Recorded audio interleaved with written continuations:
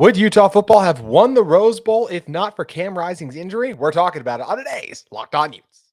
You are Locked On Utes, your daily podcast on the Utah Utes. Part of the Locked On Podcast Network. Your team every day.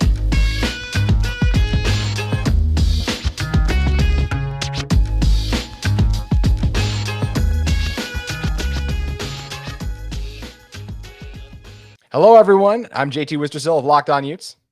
And I'm Zach Seiko with Locked On Nittany Lions, the winning side. The winning side, you are indeed after that one. What a disappointing performance for the Utes and an outstanding performance for the Penn State Nittany Lions. And welcome into another Locked On crossover, everyone. We want to thank all of you for making Locked On Utes and Locked On Nittany Lions your first listen every single day. We are available on all platforms, including YouTube. Would love to interact with you guys on social media. You guys can follow me at JT Wistrcill or at Zach_Seiko. And make sure you guys subscribe to our YouTube channels, Locked On Utes and Locked On Nittany Lions. And Zach, just starting out with just general thoughts on this game, just a really disappointing performance from the Utes, especially defensively in this one. I think that's the big downside for them. Obviously, a massive bummer with Cam Rising's injury. I said in yesterday's show, I do believe Penn State still playing outstanding football even after Cam's injury. It's kind of hard to say how it would have panned out after that, but man, it just felt like that really sucked the wind out of this game is when Cam did go down. Yeah, that was the biggest thing I saw. I did a live radio show post game after it on the local ESPN radio up in near Penn State, and the biggest thing that I talked about was Utah has it. Cam Rising is kind of the life force in this entire team, because the second he went down and everybody knew like it was serious, he was kind of, gingerly walking to the tunnel, like just kind of disgruntled with everything. Like, man, this is 1 year ago at this point in time. Everything's happening all over again for them. So I wanted to pose this to you. How do you feel about Cam Rising playing the full game? Like, for me personally, and this might irk some Penn State fans in a way, but I think this game's obviously a lot closer if Cam Rising plays. And everyone pushed back immediately when I said, like, does the Rose Bowl feel as good of a win, since we know that 5 of those sacks come when the backup quarterback's in? Like, Penn State couldn't bring down Cam Rising. Penn State had trouble getting to him, whether it was in the pocket and he'd find a way to deliver a throw, or he'd step out of the pocket, he'd elude the pressure, and then he'd get upfield. Like I said, Cam Rising is really annoying in this game because he's tough to stop. And obviously had that emotional factor to it as well. So, but yeah, when the backup quarterback came in, not the same type of presence. And that's when Penn State exploded defensively. And then obviously it's symbiotic. It goes, if the offense is going to, or if the defense is going to play like that, then the offense is going to have to reciprocate, right? And that's when, when your defense is getting off the field in 3 and outs, the offense is going to feel pretty good about itself. So I don't know. I think if Cam Rising's in this game, I'm not saying that Penn State loses, but it's hard for me to say, like, okay, this Rose Bowl was everything it meant to be. I just wish it was a much closer game and a much better game all the way down to the wire, which I think we were robbed of when Cam Rising went out. Yeah, this game was more so, especially in the second half, was more a 35-14 score. Utah got that late score, but that to me was really the definition of. Do you have the over? Do you have the over exactly. in that game? Very fair, very fair. I do think with Utah, I think when you talk about Cam and him going out, I think if Cam had stayed in the whole game, I personally believe Utah still would have lost this game, but I think it would have been a much more exciting finish. I think the reason I say that was I felt like Utah's second half defensive performance, even though, yes, you could feel the offense really get the energy sucked out of them when that injury came down. The defense was still giving up a couple of those plays. They had already given up one 85-yard plus touchdown to Penn State. And yes, later on, they gave up the second one there too. So I feel like those plays don't really change. I still feel like Penn State is still able to score and move the ball. The difference is I think Utah is just able to in a couple opportunities too. But Utah's not marching up and down the field. Yes, they were moving the ball when Cam got hurt on that scramble, but that wasn't the first drive that Utah had moved the ball. And then let's say they would have stalled, then ended up stalling at midfield. Bryson Barnes, of course, came in during last year's Rose Bowl and had some just unbelievable heroic moments where he made some incredible plays. When you talk about his touchdown to Dalton, and just he had led that one drive that was special late that led Utah fans just feeling ecstatic about, hey, this is an elite backup quarterback. And look, in a lot of ways, he is during regular season games. But I think whenever you get in the bowl games against the best defense this Utah team has played in a long time, where receivers were really struggling to create separation, even the long pass Devon Vele caught, that was just the DB was in good position to make a play on it before Devon just did a good job coming back on the ball. It was kind of just a throw it up there 50-50 ball. Devon just got him there, but it didn't feel like that was like a successful thing that Utah could really turn to all game long. Yes, I know Devon hauled in 5 balls for 100 yards, but still outstanding coverage by the Nittany Lions. So yeah, Bryson just wasn't able to get it done for Utah. And as I said, I really do feel like Utah would have been able to move the ball, but it would have been a similar thing where some drives they would have stalled, others they would have scored on. And in the end, because of Utah's struggles defensively, and especially a couple of those breakdowns they had, I don't think Utah would have been able to win this one because of their defensive performance. I think the offense just being lackluster at that point. Utah is both a physical team, kind of like Penn State, but especially when the rain started to come down. Cam Rising, I think the biggest headache, at least from Penn State side of it, and my perspective, other people might say differently. But I think just the way that Utah was able to continue drives, and just that's all Cam Rising, whether he's able to elude the pocket, he's able to get by defenders, he's able to find that receiver, trust a guy like Vele to go up and get it. Obviously, Dalton Kincaid not being in the game was a big deal, because I think there was a little bit of a lapse in trust when it came to Thomas Yasmin dropped a couple of passes that are big one, pretty routine catches, right? So and Cam Rising, just I think when talking to more people in this industry and just kind of getting different perspectives and everything, and this is something I'd really agree with more that I think about it. One colleague of mine put it in perspective, as a quarterback, and this is something that Sean Clifford himself can lack from time to time. And I know we'll talk about him specifically because he didn't in this game, but you can't be a bull in a china shop as a quarterback. You have to be a cold-blooded assassin. And as tough as Cam Rising is, and he has that bullish type of personality to him, he is that kind of assassin player where he's very precise. He's very meticulous. You don't know what he's going to do, and he's able to improvise. And that gave Penn State fits. And Penn State didn't like that they would get him in 3rd and long, and it would set up perfectly for Manny Diaz's defense, right? Where they can say, all right, we're going to pin our ears back. We're going to show a blitz. We're going to do something fancy and try to disguise our coverages or disguise our blitz packages. And Cam Rising on 3rd and 10 pretty consistently, or whatever, 3rd and 7, 3rd and 8, whatever have you. But it was always that 3rd and not so manageable. And Cam Rising would somehow find a way to extend a drive, where Penn State for the past 6 games had no issue getting teams off of the field in that case. That second half of the season, probably because of the caliber of opponents, but it has to do with the fact that Cam Rising was just that good at being a magician in that game in the Rose Bowl.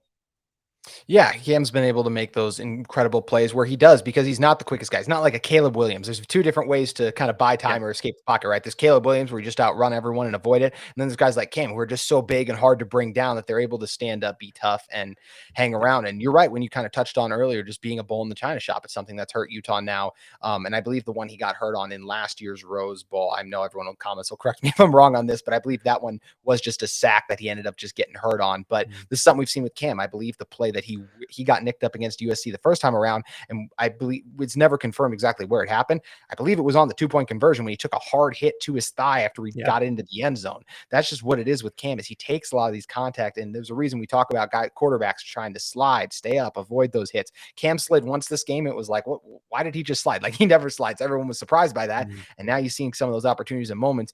It would help if he did it a little bit more, because as much as I love that Cam is so aggressive and attacks and makes those plays and just gives you that physicality that you love, a throwback quarterback in terms of running the ball in some ways, because willing to run you over. And that's something you don't see from a lot of quarterbacks today.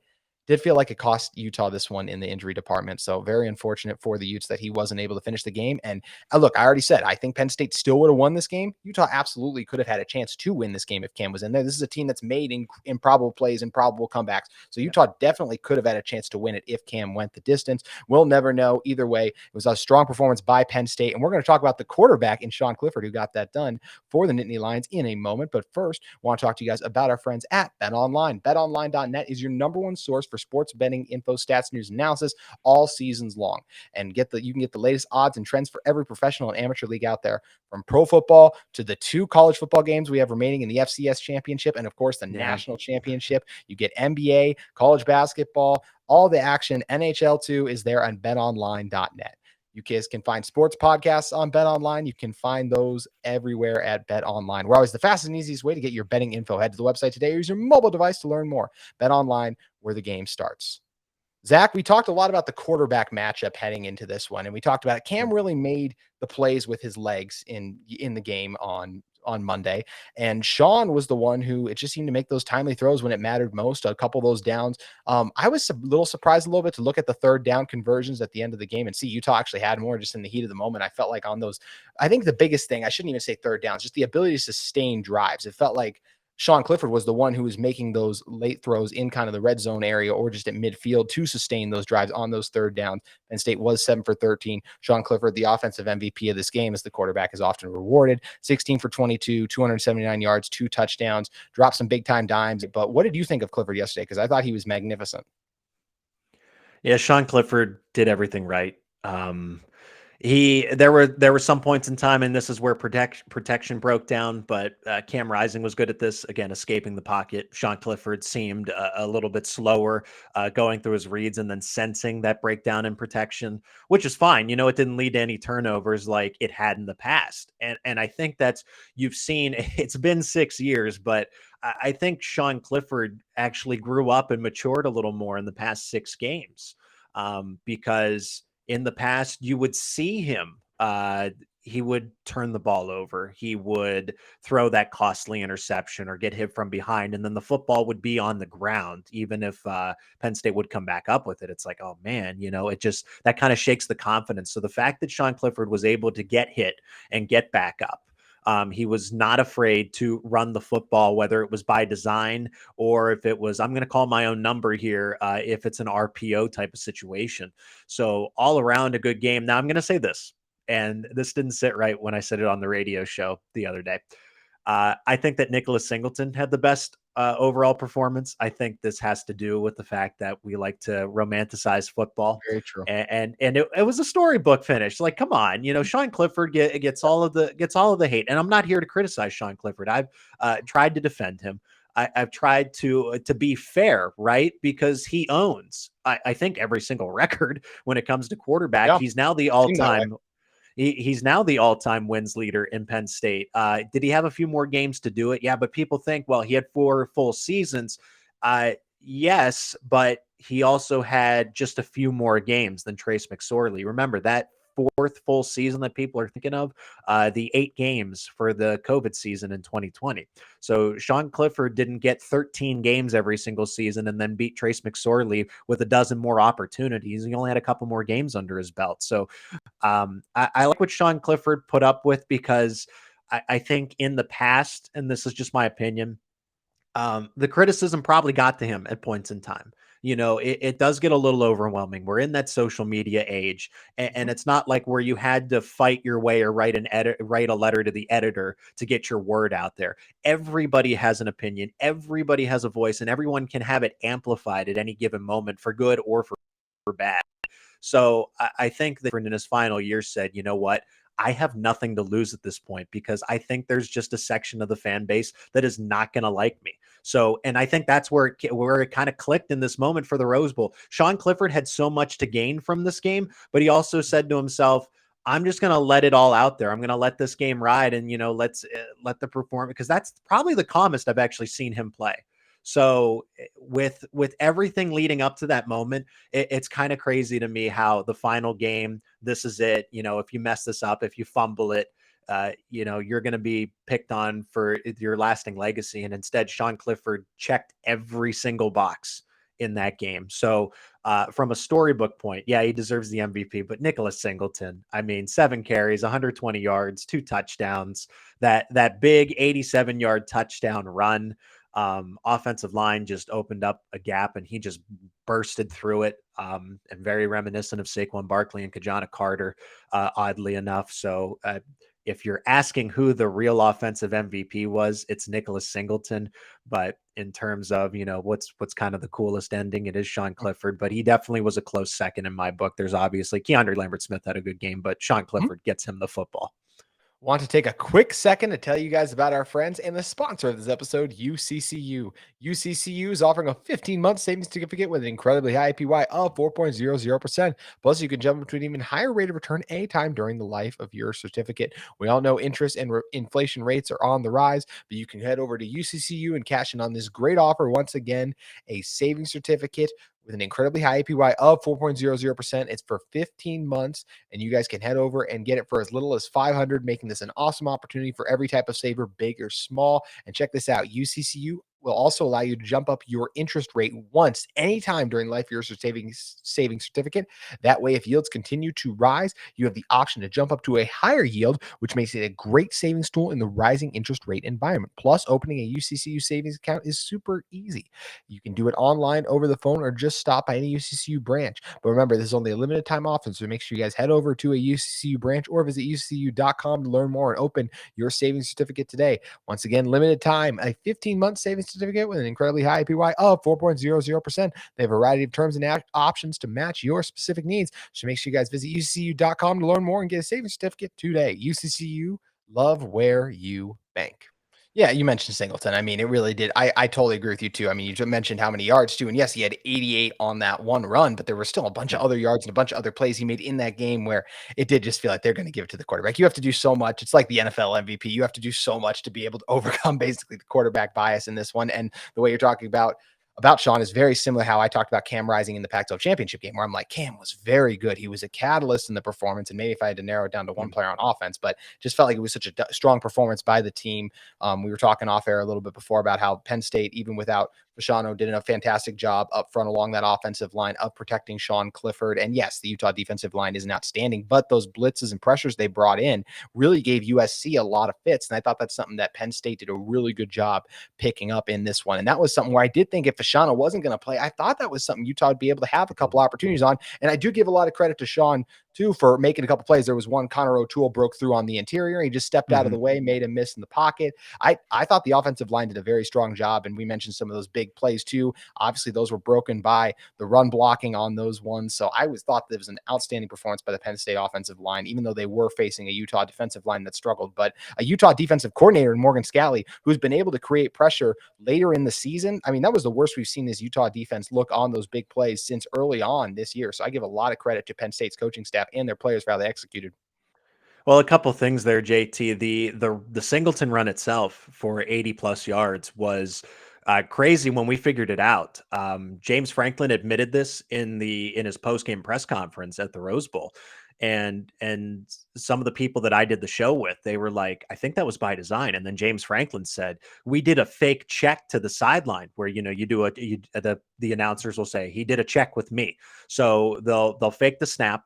See what Utah is kind of giving, or any defense in that case. And Utah, a lot of time, Penn State did this too. You would tip a coverage, you would tip a blitz, and then you'd have to check out of it because it's like, crap, we just showed our hand. So Penn State did a fake check to the sideline and then did a quick snap. So there's the scheme involved. And then you bring up the offensive line. Yeah, the offensive line did well. Drew Shelton, who's that true freshman left tackle, he did a good job, again, holding his own and showing that he's much more mature than just the true freshman that he is. But the tight ends, it's not just the five offensive linemen. It's the fact that you can rotate any of those three tight ends, and Brenton Strange and Theo Johnson and Tyler Warren, and you get the similar levels of play. Each one of them is better at certain skills individually, but you are always going to get a baseline. And Theo Johnson's the one that made the clear out block in the pancake. That was the last really defender that could have gotten to Singleton in the middle there before he broke away.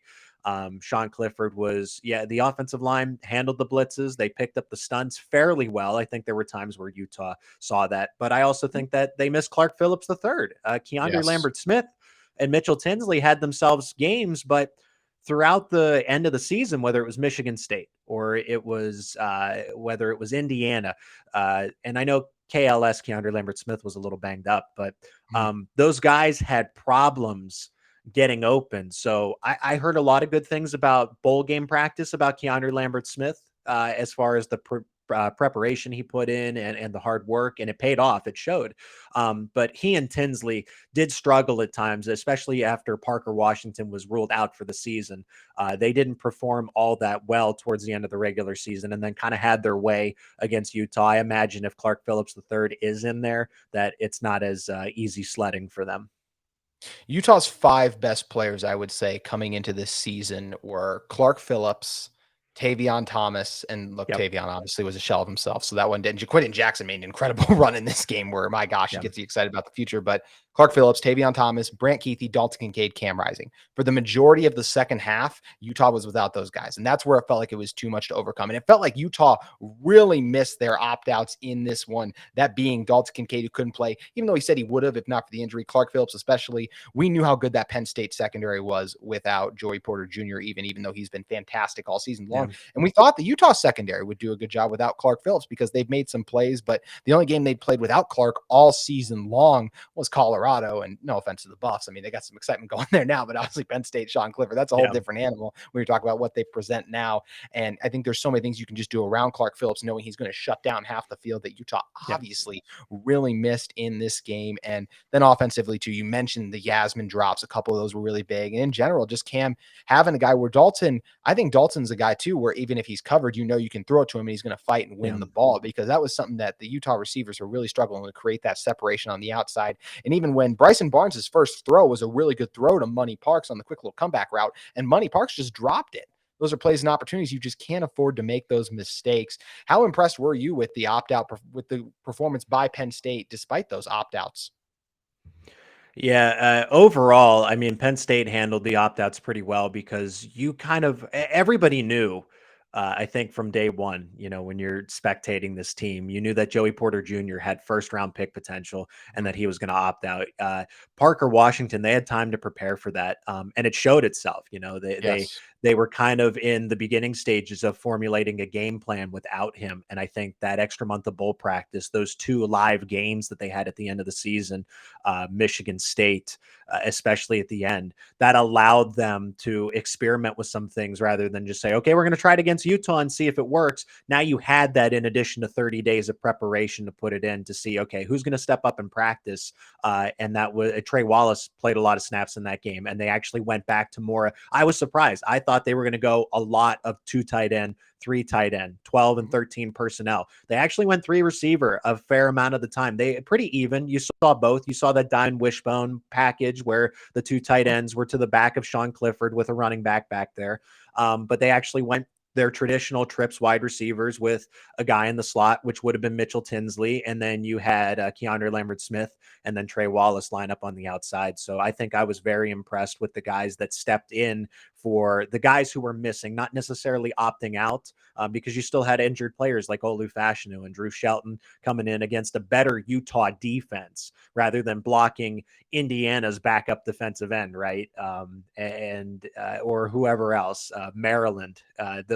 Those guys are definitely inferior to what Penn State was going to face anytime against Utah. So I like the game a lot, obviously, because it ended up with a Rose Bowl victory.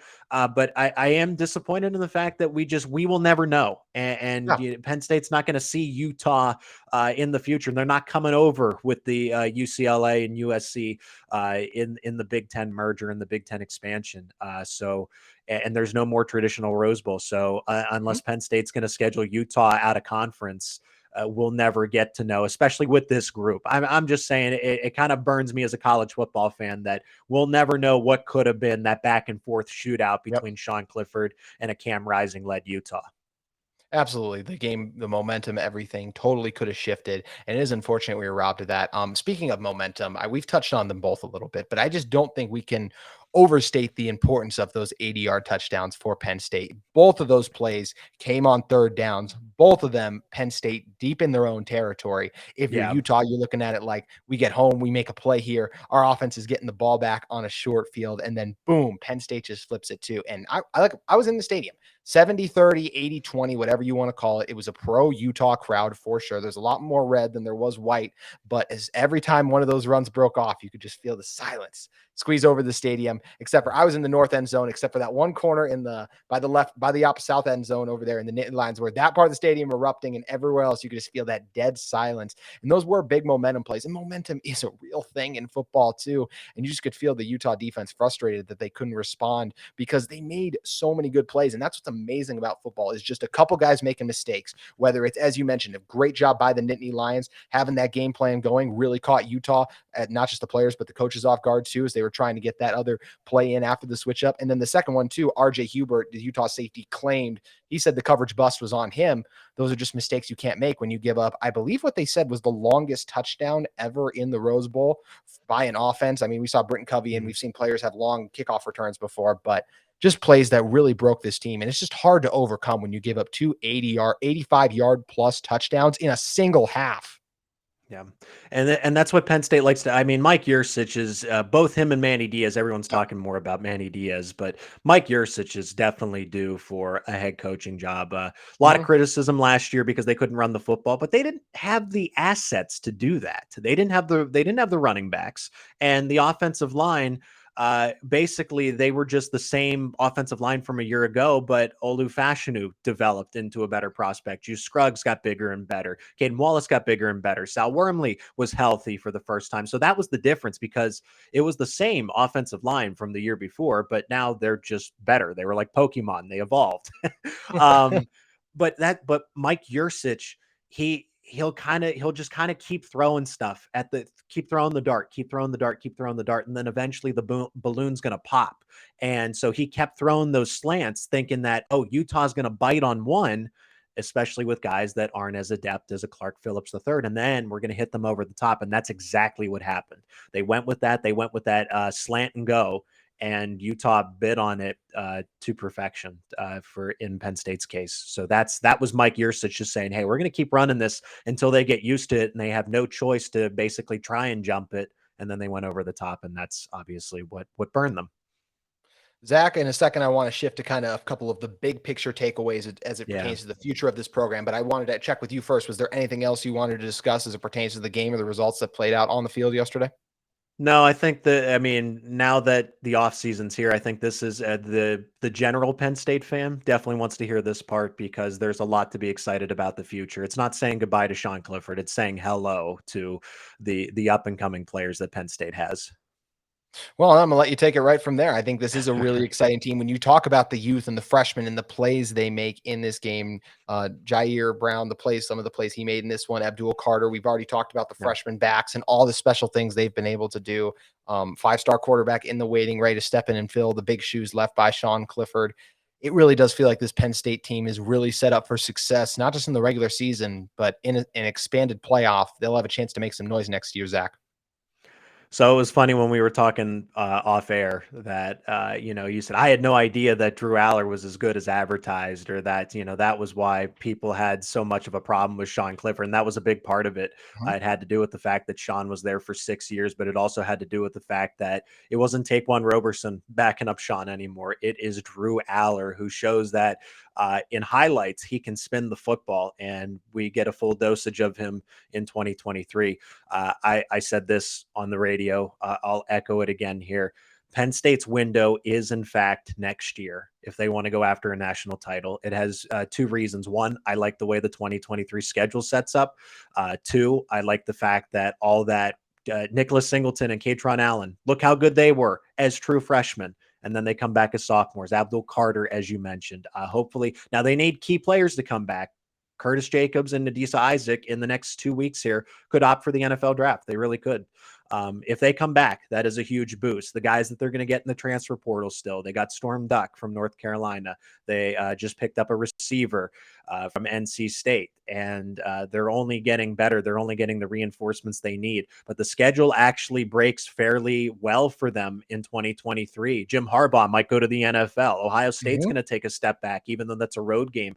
2024, well, everyone's going to be a junior. So wouldn't you say, yeah, I think they'll be competitive, but USC and UCLA come in, and the Big Ten schedule is going to look very different in 2024. So you don't know what you're going to get. That's why I say you have to go all in now, because I think the window is as most wide open as it's going to be next year. So right now I'm going to stand here and say, well, sit in this case on the podcast, but I will sit here and say that Penn State is a national title contender with all those factors going into it. Some of the things could break differently, which will make it harder and a more uphill battle. But I think if everything projects the way I have it, Penn State can win the Big Ten and be a top 4 team in next year's playoff.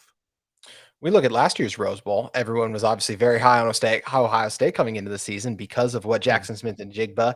And I think everyone forgets, by the way, Marvin Harrison Jr. had 3 touchdowns in that Rose Bowl last year. No one seems to talk about that he kind of burst onto the scene there. And obviously, down the season. Then we know what CJ Stroud did too. And you look at all the returning players that get you excited about Penn State. I absolutely agree and think this is a team that has a real shot to not just win the Big Ten, but then make some noise in the CFP. Looking at it from Utah's perspective, I think this was a game that was a reminder of the couple of the shortcomings this Utah team still has.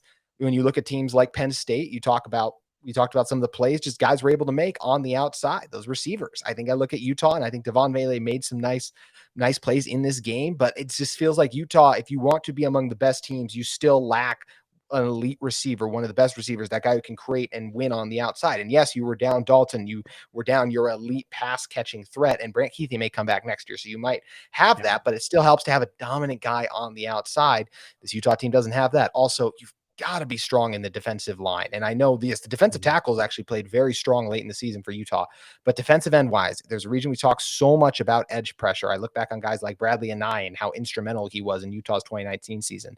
And Gabe Reed was very good this year, but he wasn't Bradley Anae. And you can tell that this team does need to find that elite pass rusher. Maybe that's Jonah Ellis in 2 years. I think next year he's going to come back and be a very good rusher. I believe he ended the season with over 5 sacks. So a very solid number, but still just doesn't feel like this team is a dominant pass rusher. They obviously didn't in this one. And Van Fillinger will come back next year too. But this is why it's exciting that Utah is bringing in these top recruits, because there are still holes on this team you need to fill in. There were a couple issues in the linebacker spots for Utah too. Utah is not at the level in terms of recruiting talent. They haven't been bringing it in. In terms of what they've done in conference against the Pac-12, they've been amongst a top 10 program, but then against top 10 teams, you had a great opportunity. I mean, Utah hasn't won a bowl game. They're 0-5 in their last few bowl games now. Saw what happened when they got matched up against Texas a few years ago. It was a great performance against Ohio State last year, but in the end, you came up short, still a loss. And then against Penn State leaves a bad taste in your mouth. And the other thing I'll say too, I don't think it was like this was I think a lot of Utah fans are talking about how embarrassing and all these other things are. I think people understand when you watch the game that, hey, their starting quarterback got hurt. And I don't think there's that much shame giving up 35 points to a good Penn State team. Now, the way it happened with 2 80-yard plus touchdowns, yes, that is the bad look where it's like, that sucks, but it's also not like, man, Utah, what frauds, they're a terrible team, all this. No, I feel confident saying this Utah team was one of the 15 best teams in college football. They just weren't one of the 10 best on the season. You can look at and see the shortcomings they had. The Florida game, the UCLA game, the Oregon game, of course. They had outstanding performances against USC, and they took care of business against a lot of their other opponents on the season. But against Penn State, they just came up short. This is a team that, look, we'll see what Cam's injury is. We still don't know. I said on yesterday's show, I do think Cam is going to come back. I think a lot of the key contributors come back. The Pac-12 is even tougher next year. Bo Nix is back. Michael Penix is back. Look at guys like DJ Uiagalelei coming over and joining Oregon State. I think it's going to be tough for Utah to go on and win the conference another year in a row. They'll definitely have the chance to do so again, but it's going to be challenging. And I still feel like this Utah team is in position to be a top 15 program year in and year out, but I'm not sitting up here going, oh, they're definitely going to be back in this game, they're going to be one of the 12 best teams, because it is just tough when you lose a couple of those key players like the Clark Phillips. Those guys are hard to come by and find. We think Brant Keithy's coming back until we know for sure. We can't say. So it's no doubt that I think when you look at next season, it's not just because they just beat them, but Penn State is going to be ranked higher than Utah in the preseason rankings. They deserve to be ranked higher because of all that young and upcoming talent they have coming back. This Utah football program, coming off back-to-back conference championships, back-to-back Rose Bowl bursts, but of course 2 losses too, is still in a very good position. And I think Utah fans should still be excited about that next season and what they will bring, because once again, this is a team that will have a chance to make it to their first ever college football playoff because of the expansion. They'll have a chance to three-peat, but it gets even tougher tougher because of those improvements from these other teams. So it's going to be a lot of fun to see how it all shakes out, Zach.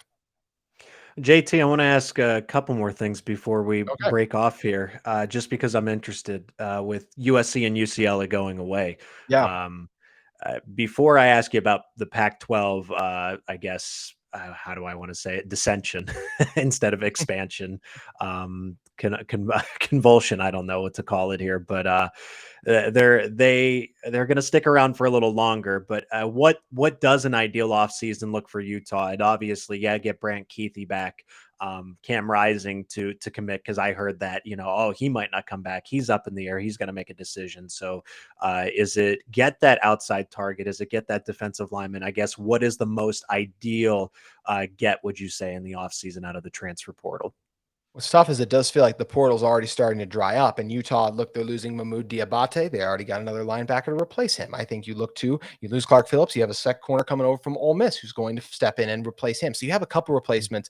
But there's two big things for this Utah team. Number one is that weapon on the outside. Let's say Devon does come back still, it really feels like you need another guy on the outside, another true receiver that can really make those plays and get open. I really like Money Parks as the third receiver on the outside, but I wanted an elite number two. And I don't know if that guy's on the roster right now for Utah. Maybe some of the young guys can step up, but it'd be nice to find an established veteran in that regard. And the other thing for Utah, it's going to be very interesting, is we know how important it is to protect the quarterback's blind side. Braden Daniels has been outstanding for Utah at the left tackle spot Yeah. all season long. And he's going to the next, and he's going to the NFL. He's going to leave. He's already declared, I believe, he's going to the Senior Bowl, all that. It's a 4-year starter. So that's going to be a big thing too, is you're going to have someone who, and this was Braden's first year at left tackle, but he was outstanding at right tackle last year. And I know Satala Laumea this is his first year on the outside, was originally a guard, but he made first team all conference. I think Satala is very good. I think the first team was a little bit of a reach, if I'm being honest, for him. And I don't think he's ready to step over on the left side in his first year playing tackle in general. I just think that's a lot of pressure. So it's going to be interesting to see how Utah manages that. And I'll flip it for you, Zach, too. What things do you want to see Penn State at, or do you feel good about it in the position? Because all we've been talking about is this young talent. They've done. I don't really need to expand because I did have it in that, in the long answer as far as what the future holds. They got Storm Duck. They want co-starters at cornerback, basically anybody that can plug and play. They want that depth. They have that at running back. They're looking for defensive line help. So like depth, if they get a defensive tackle or a defensive end out of the transfer portal, that's ideal.